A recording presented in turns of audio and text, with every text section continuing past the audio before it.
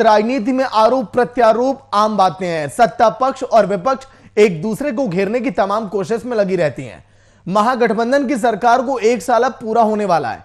एक तरफ जहां सत्ता पक्ष अपना रिपोर्ट कार्ड पेश करने की तैयारी में है, तो वहीं दूसरी तरफ विपक्ष अब श्वेत पत्र जारी करके सरकार को घेरने की कोशिश में है। रिपोर्ट कार्ड और श्वेत पत्र के बीच सीएम हेमंत सोरेन एक दूसरे मुद्दे पर घिरते हुए अब दिखाई दे रहे हैं। सीएम सोरेन पर लग रहे आरोपों पर पहले आप देखिए ये रिपोर्ट।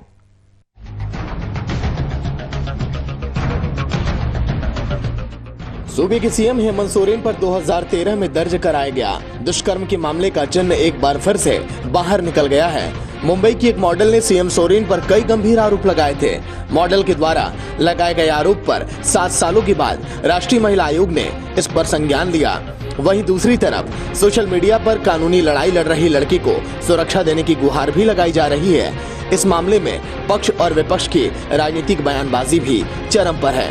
सीएम सोरेन पर लगे आरोप की वजह से बीजेपी विधायक दल के नेता बाबूलाल मरांडी ने इस मामले में नैतिकता का हवाला देते हुए हेमंत सोरेन से इस्तीफे की मांग की है। और यहाँ भी जो मुख्यमंत्री थे, कांग्रेस की सहयोग से ही सरकार चल रही थी, मतलब उस सरकार में कांग्रेस भी थे। तो डरी सहमी फिर 21 अक्टूबर 2013 को वो लड़की ने बांद्रा मेट्रोपॉलिटन मजिस्ट्रेट के यहाँ उन्होंने अर्जी दाखिल की और धारा 376, 366, 365, 354, 323, 506, 120 बी, 34 आईपीसी के तहत उन्होंने वहां पर शिकायत दर्ज की।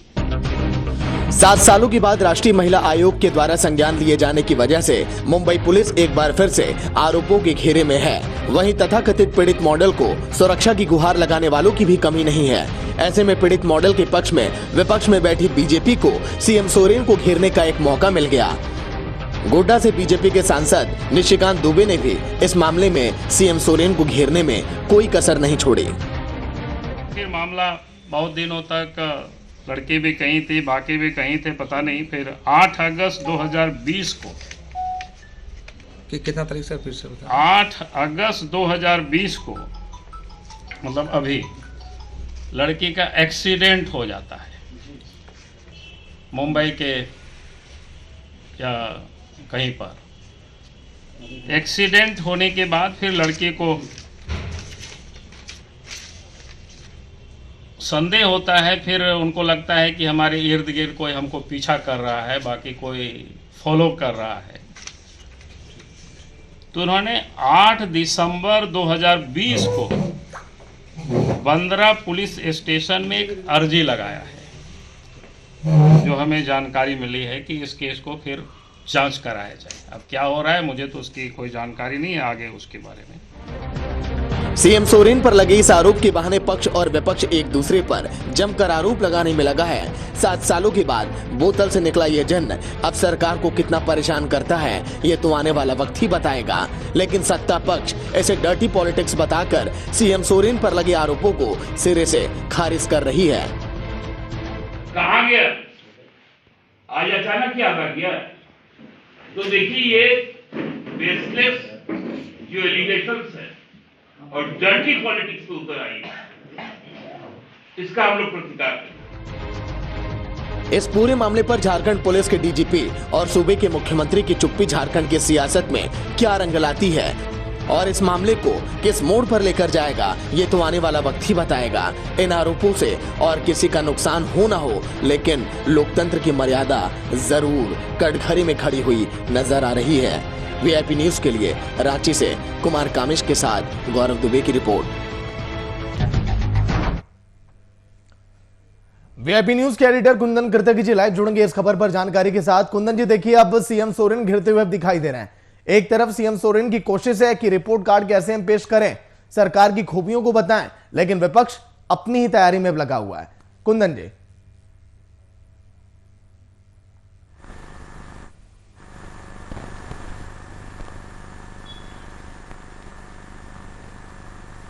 देखिए सागर, 29 दिसंबर मौजूदा महागठबंधन की सरकार के 1 साल पूरे हो रहे हैं और इस मौके पर ताबड़तोड़ समीक्षा बैठकों का सिलसिला जो है वो समाप्त हो चुका है। अब सीएम सोरेन इन 1 सालों के कामकाज को लेकर रिपोर्ट कार्ड पेश करेंगे जो झारखंड की जनता को समर्पित होगा और इसमें पूरे 1 साल के दौरान सरकार के द्वारा जो भी विकास कार्य किए गए हैं उनका लेखा जोखा प्रस्तुत किया जाएगा। दूसरी तरफ विपक्ष इस मौके पर श्वेत पत्र जारी करने वाली है और मौजूदा सरकार को कटघरे में घेरने की कोशिश करेगी। जाहिर सी बात है, सीएम सोरेन को बहुत सारे मुद्दों पर बेनिफिट ऑफ डाउट या कह लें कुशन कवर मिल रहा है। पहले 3 महीने जहां सरकार आर्थिक तंगहाली की वजह से परेशान रही, उसके बाद कोविड-19 को लेकर पूरे देश में लॉकडाउन रहा और तमाम विकास कार्य रुके रहे। इन वजहों से कह सकते हैं कि पहला साल जो रहा सीएम सोरेन का वह कठिन रहा है। वहां पर झारखंड को जो विकास की गति दिशा मिलनी चाहिए थी वह नहीं मिल सकी है। अब जो भी काम हो सके हैं, जो भी काम इन पिछले 3-4 महीनों में हुए हैं उसको लेकर एक रिपोर्ट कार्ड जारी किया जाएगा। यह है झारखंड सरकार की बात। अब इसको विपक्ष इस श्वेत पत्र में किन किन आरोपों के साथ और किन किन तथ्यों के साथ झारखंड की जनता को समर्पित करता है यह तो वक्त ही बताएगा और खास करके बीजेपी इसके लिए जिस प्रकार से तैयारी कर रही है। प्रदेश प्रभारी दिलीप सैकिया का भी 3 दिवसीय संगठनात्मक प्रवास जो है उसका आज आखिरी दिन हो रहा है। वो तमाम बैठकों के बाद वह वापस लौटेंगे और रिपोर्ट कार्ड भाजपा आला कमान को सौंपेंगे कि झारखंड में भाजपा को आगे किस तरीके से लेकर जाना है। और जो श्वेत पत्र जारी किया जाएगा उस श्वेत पत्र का भी एक ड्राफ्ट है जो ड्राफ्ट आला कमानों के द्वारा अप्रूव होने के बाद झारखंड की जनता के नाम उसे प्रचारित और प्रसारित किया जाएगा। इन तमाम मुद्दों के बीच में जहां मुंबई के उस मॉडल की बात आ रही है जिस पर तथाकथित रूप से 2013 में दुष्कर्म का और मामला दर्ज हुआ था, जिस पर कि राष्ट्रीय महिला आयोग ने संज्ञान लिया है, महाराष्ट्र के डीजीपी से एक्शन टेकन रिपोर्ट की विस्तृत जानकारी मांगी है। इन दोनों अगर मसलों को जोड़ा जाए सागर तो कुछ सवाल हैं जो सवाल उठते हैं और इन सवालों को लेकर ही हमने रिपोर्ट में डर्टी पॉलिटिक्स की बात की है कि किस तरीके से अब यह जो राजनीति है वह डर्टी पॉलिटिक्स की तरफ मुखातिब हो रही है। सबसे पहली बात 2013 का यह मामला है। अगस्त में बांद्रा मेट्रोपॉलिटन मजिस्ट्रेट के सामने यह शिकायत दर्ज कराई गई है। दिसंबर 2020 में उस मॉडल का दुर्घटना हो जाता है मुंबई में। अब दुर्घटना के पीछे उसे साजिश नजर आती है। सबसे अहम बात यह है कि इन 2013 की इस घटना को अगर 2020 में ले जाकर जोड़ा जाए तो 7 सालों तक आखिर यह मामला था कहां। लेकिन इस मामले में सीएम सोरेन के साथ ही साथ मुंबई पुलिस भी कटघरे में है। लापरवाही के आरोप मुंबई पुलिस पर क्यों लगे इस पूरे मामले में? पूरे केस की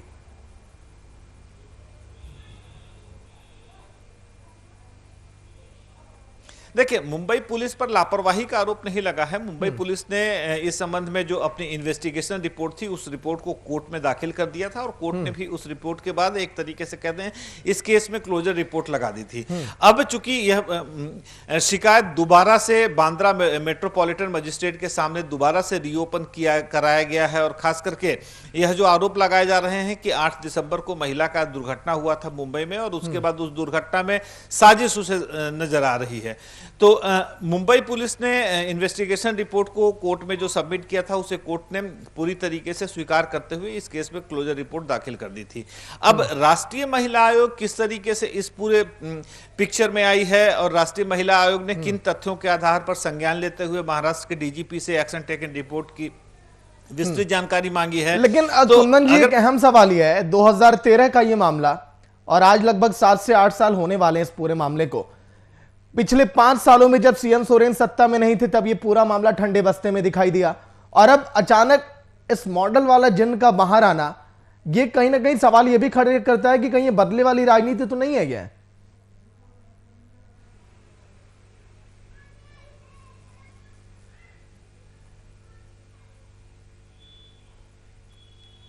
बिल्कुल, इसीलिए हमने कहा ना कि यह एक डर्टी पॉलिटिक्स है।